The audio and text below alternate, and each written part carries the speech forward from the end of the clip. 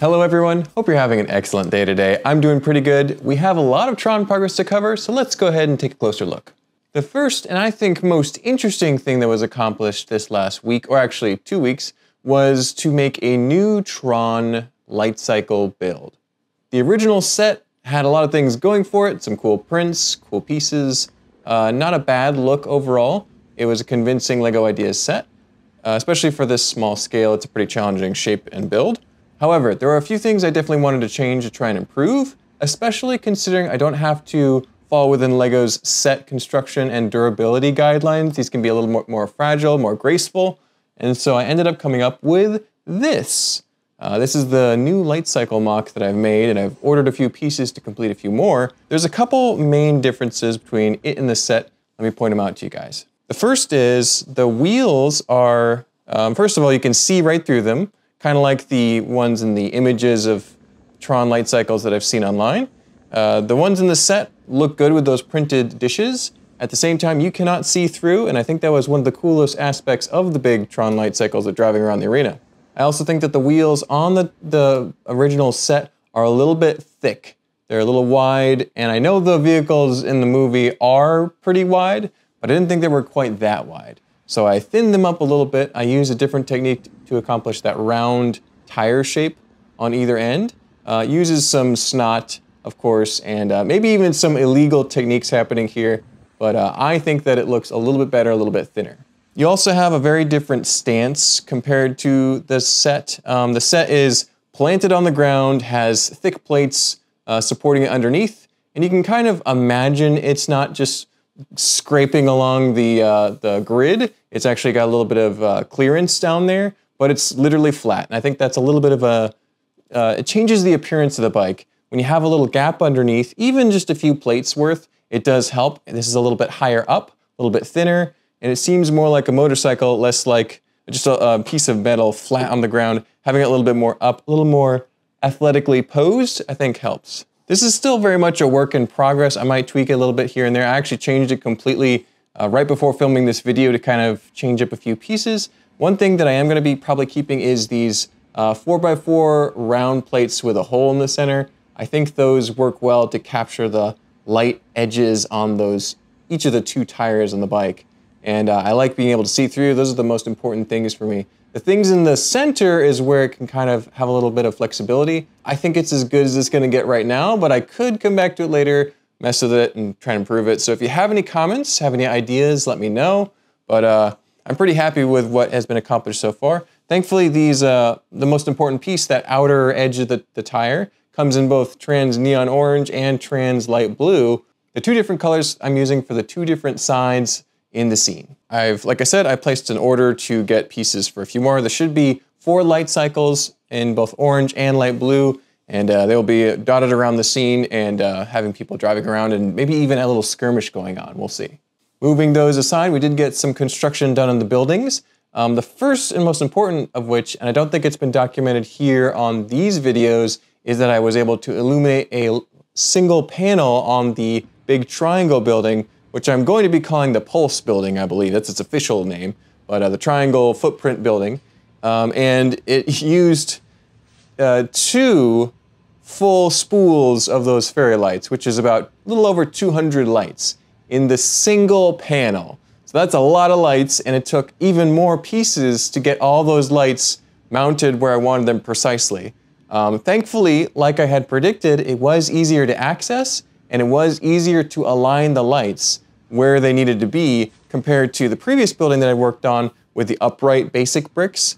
That one was more tricky in some ways. However, I think the sheer volume of lights ended up taking such a long time that it kind of was, it's a daunting task. I'm gonna actually have to order even more fairy lights in order to accomplish the lights in that building. I think it looks really amazing though. The brightness is almost overwhelming. You can see it in broad daylight, indoor lighting. It really glows intensely. And when you turn off the lights for like a World of Light situation at a convention, it should be absolutely stunning. You should be able to see it across the entire building. And I'm really excited about its appearance during those times. Still a lot more to go though. I think I'll be using up pretty much all the fairy lights I have left to get near completing that building.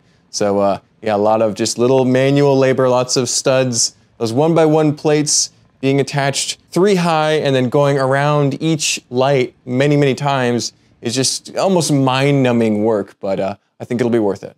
And thankfully, the building actually has a place to go now. I've actually built the landscape up around where the triangle pulse building will go. So it has a place to be mounted. I'm starting to work on where the wiring will go. It's all coming together there. Observant Tron fans will also notice the symbol of Tron used in the Tron Uprising show has been kind of placed in front of where the triangle pulse building goes. And I think it looks pretty cool. It kind of is like a lit entryway. We'll also illuminate the texture on the front of the building so that even if there's bright lights, you can still kind of see the tiles and angled plates a little bit defined by the light underneath them. So some things that are working out well in that regard. All those lights in the ground outside were just the excess from the road panel that was there. There's a short piece of road on that one chunk, and you had a lot of excess lights to light up that those 4 squares of light. On the other side of this street, we actually have a little tiny building of sorts put in. It is going to be the, I call it the bus stop, but it's kind of like a little awning and a little raised platform for characters in the city to just hang out and wait for a ride, or I'm guessing it's basically like a public transportation waiting area. And so the purpose of which is unclear, but I did want to get some curved elements illuminated and placed inside the scene so it's not all boxy and square. I know that in the Tron Legacy movie, there was a lot of crazy angles and some curved elements as well, at least around the corners of certain pieces and certain buildings. So I didn't want to have it completely rigid. And I think this building turned out well. The bright lights inside really kind of travel up the piece a little bit, help spread that light around. And this will be a good place to put a bunch of cool characters and also kind of shield them from reaching hands of some of the public, especially little kids who don't know better. And so you can still see the characters, but they're also not easy to grab and play with, which is something you don't really want to see in a big crowded environment like that. So, but yeah, happy with the progress there, but I think I need to be making more progress in order to keep up because the deadline's coming up. The second half of March is when the Jacksonville convention will be happening. I want to get it done at least a couple days before that so I can pack it up and secure it and have it be ready to transport. So I've really got to get pieces on the scene. I've got to get these buildings built, finished up, completed, at least in a nice appearance. There's a few things I might have to cut back on. I might not be able to do as many large, detailed vehicles. Having the light cycles is the bare minimum. I really wanted a few other ones, but we'll see how many I'm able to accomplish in the time I have left. I might have to scale it back a building or two. So you have the 2 largest ones that are pretty much complete, a few lights notwithstanding. And I think I could probably put at least 1, 2, 3 more buildings without too much trouble. Really filling it out though, we'll see. So I think the core elements should be there for Jacksonville. Might have a little bit more fleshed out for the next one, which I believe is in either Orlando or Tampa. There might be one in Nashville. So there's a couple other shows planned shortly thereafter, but we'll see how much I'm able to accomplish. I should be able to get most of it done.